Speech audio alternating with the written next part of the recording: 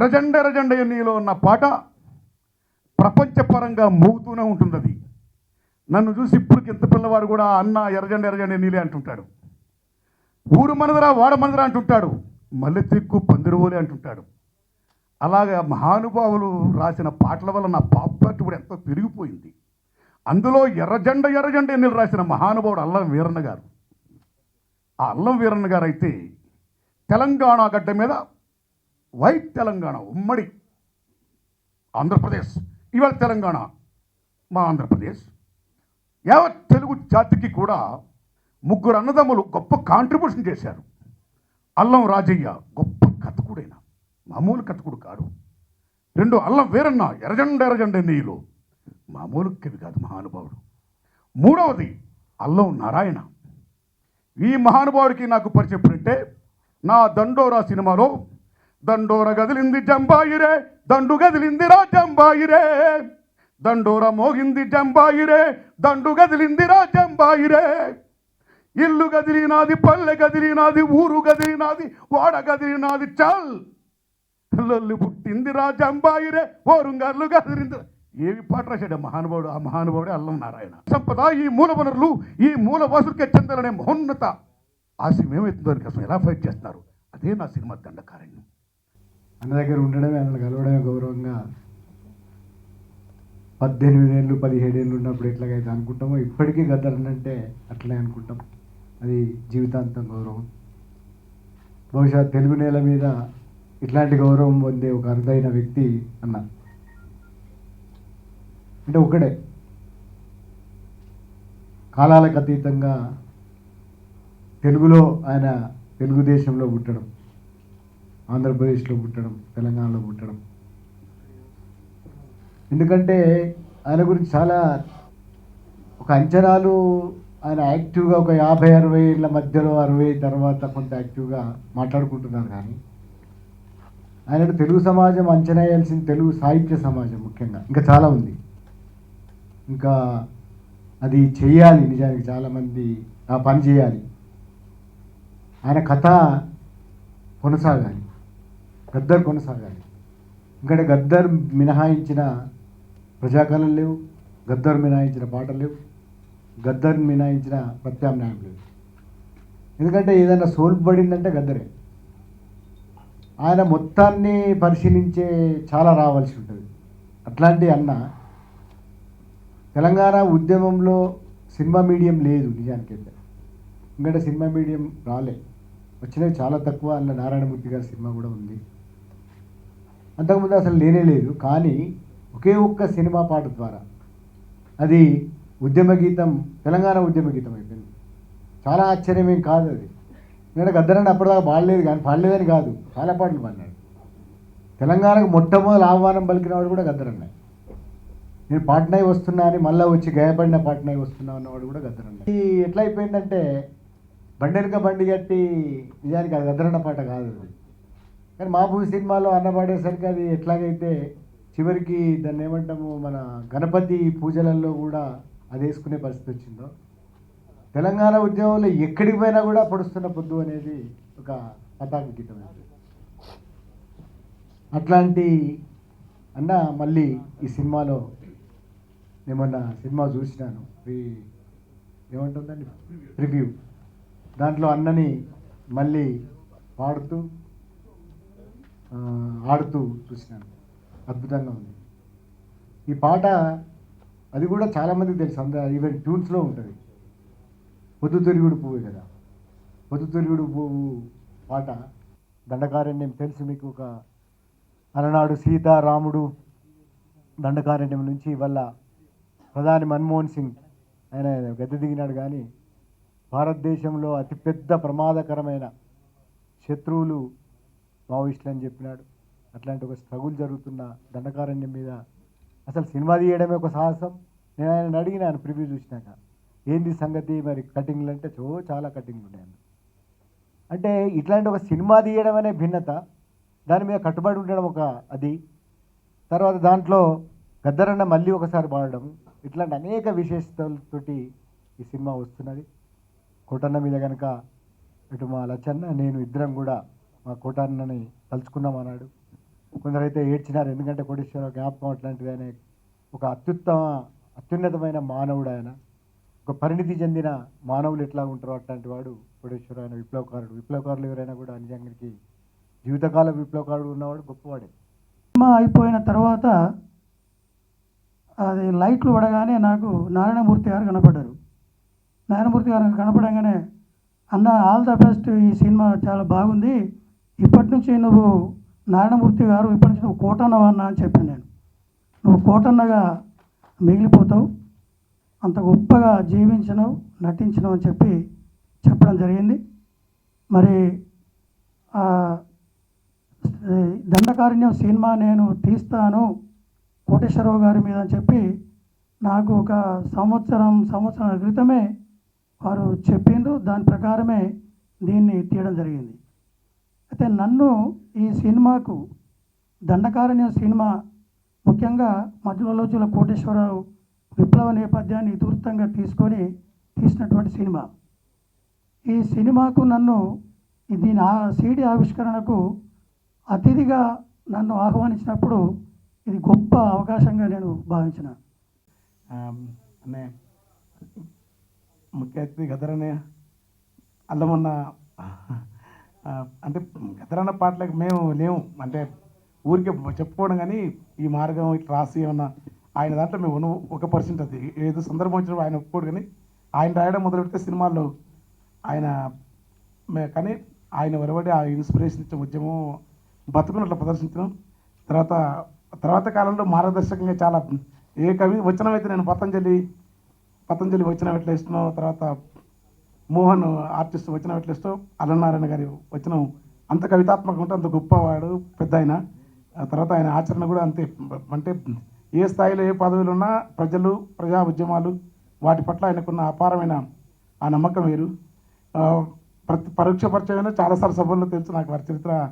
అన్నయ్య నారదస్ లక్ష్మణరావు గారు, నారాయణమూర్తి అన్న గురించి ఎందుకంటే నా బుక్కపాట కదా నాతోని, జబ్బకు సంచి చేతుల జెండా, రష్యాల జారుతూ రణభైరి ముగించి గెలిచిన బోల్సెవిక్ వీరులారు, మాసి యాంగు పంత మాసిపోని పుంత లాంగు మార్చి విజయ కేతనాలు, డెమిట్రోబు బాట బలిగేరియా, తూర్పు చిత్రాల్లో మెరిసేటి కెంపు హోచిమైన చూపు, వియత్నామ గెలుపు, అమెరికా అపజయం ఆయనలు, ఒక చెట్టు మీద కోయిల, మొత్తం ఎర్రజెండా పాటలు ఎక్కువ. ప్రతి సినిమాలో ఎక్కడో 1-2 సినిమాలు తప్ప మంచి పాటలు నాతోని.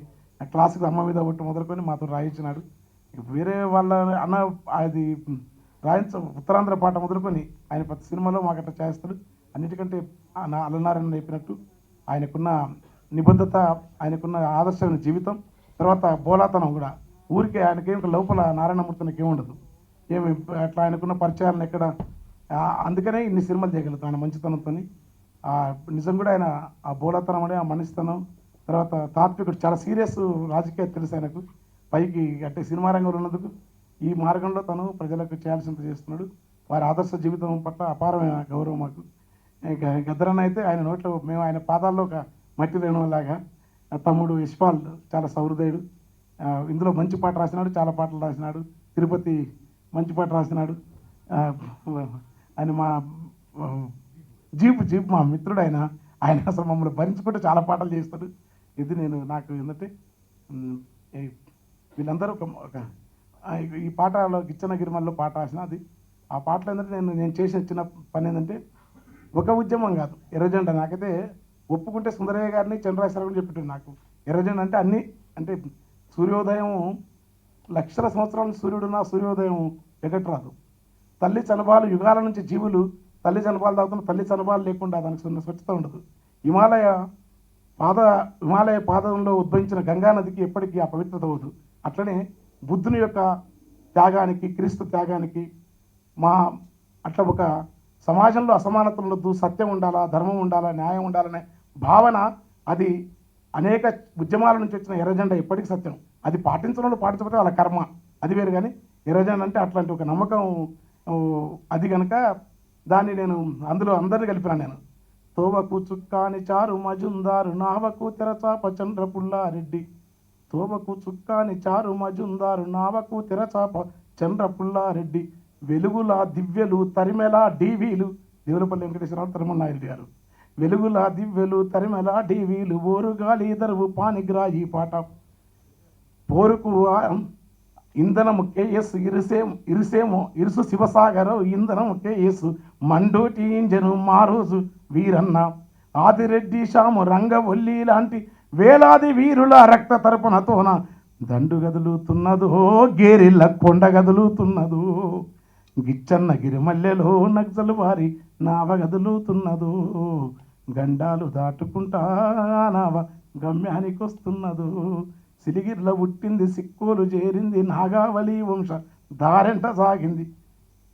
మొత్తం గోదావరి లోయపార అని చెప్పుకుంటూ వచ్చి లాస్ట్లో పనిచేసినాం.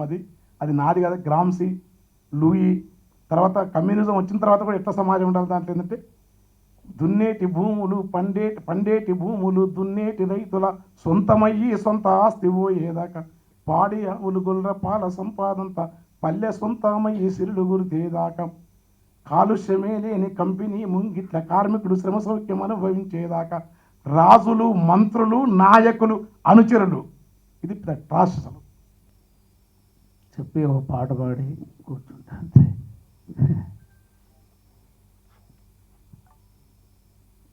మహాదేశభక్తుడు కోటన్నకు జోహార్లు అని నేను అన్నా.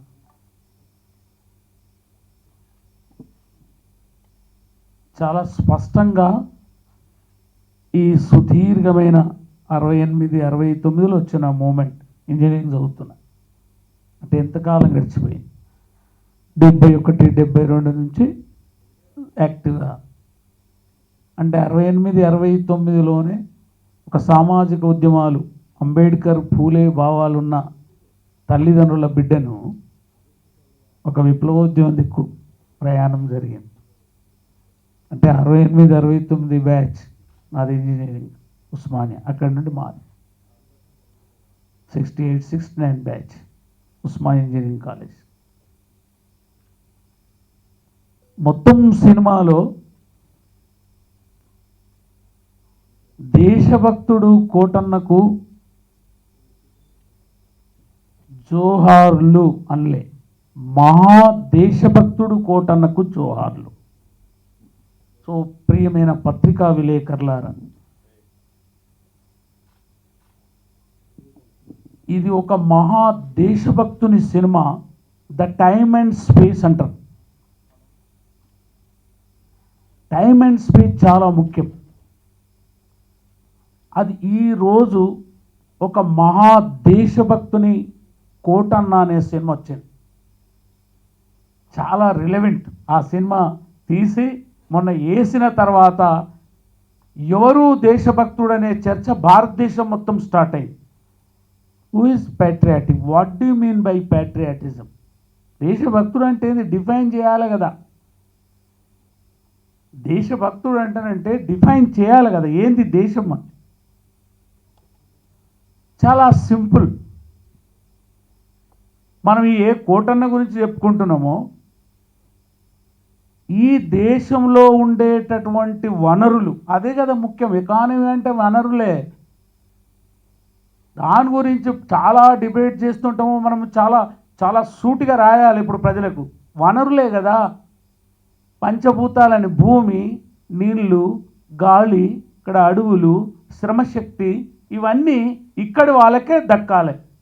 సేమ్ థింగ్ తెలంగాణ ఉద్యమం కూడా అక్కడనే నీకు అది ఆ కల్మినేట్ అవడము ఆ విధంగా ఇండైంది. ఎట్లయినా పరిణామ దశ అంటారు.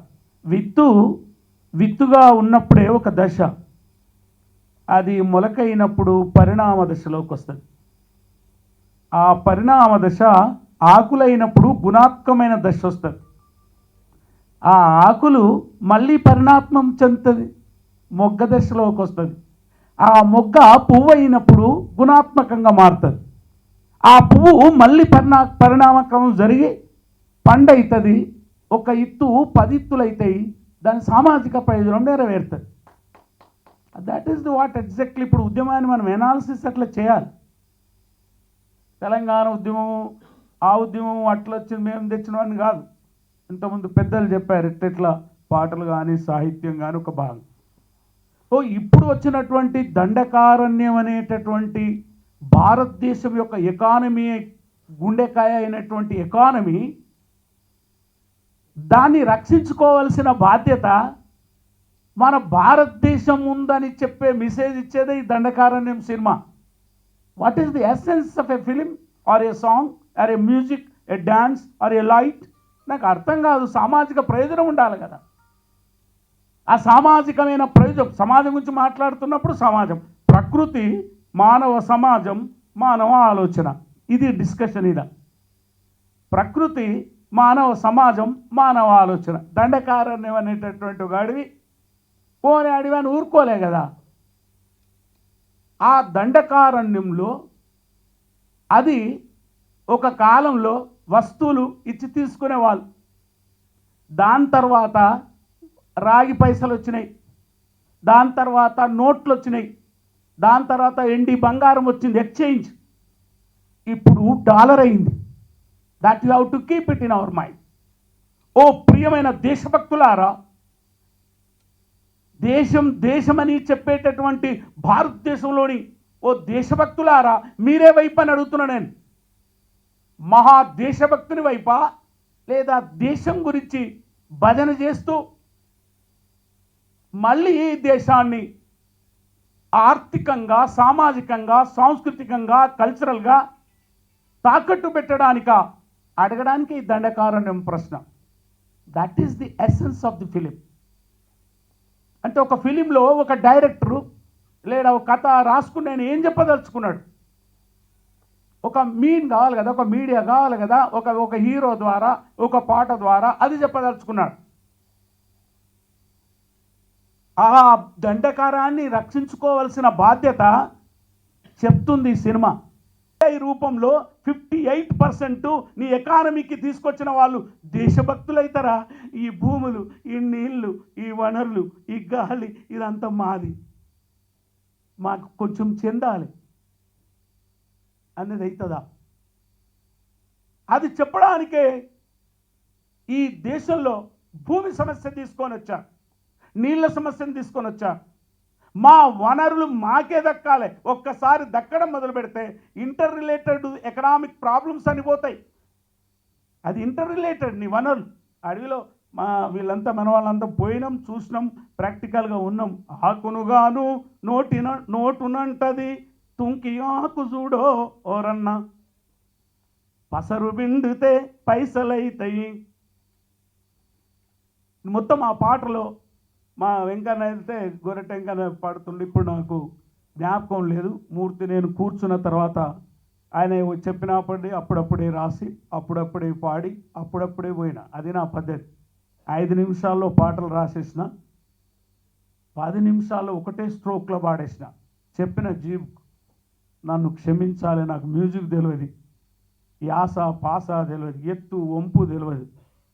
నేను ఒక్కసారి ఎత్తుకున్నంటే ఆ అమరవీరుని తలుచుకొని పాడతాను చెప్పాను. మొట్టమొదట ఆ పాట లోలో ఉంది.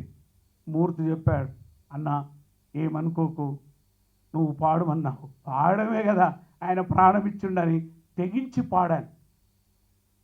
మళ్ళీ వచ్చి దగ్గుతుంటే నెత్తురు పడ్డది. అప్పుడు అనుకున్నా, పోని నా స్నేహితునికి ఈ విధంగా నా రుణం చెల్లించినాను.